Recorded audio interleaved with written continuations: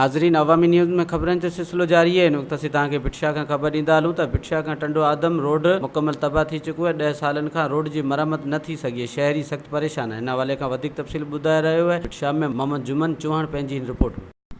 जी, टंडो आदम ऐं भिटशा जो link road जेको आहे हींअर टूट फूट जो निशारो आहे ऐं हिते जो जेको रोड आहे उहो मुकम्मल तौर तबाह थी चुको आहे। हिते जा जेके रहायशी आहिनि या हितां जो जेको अचु वञु टंडो आदम आहे, इन खां पोइ 10 खां 15 हिते जा ॻोठ आहिनि, उन में दफ़्तर बि आहिनि ऐं उन खां पोइ स्कूल बि आहिनि। जेके उहे स्कूल ॿार हितां वञनि था, कई बि हिते जेके कई चकर अहिड़ा मसइला थी चुका आहिनि, हितां फुरूं बि थियनि त इन रोड टुटल जे करे ऐं हादसा बि पेश रोज़ जा मामूर बणिजी चुका आहिनि। हिते कंहिं बि आला हुकाम नोटिस न वरितो आहे। 10 सालनि खां वठी ही रोड जेको आहे टुटल आहे। हिन खां अॻिते जेको आहे सांगड़ ज़िलो उन जो रोड मुकम्मल तयारु थी चुको आहे। हिते जा ठेकेदार करप्ट निकिरी फ़रार थी विया आहिनि। हिते रोड जेको आहे ज़बू हालत में आहे।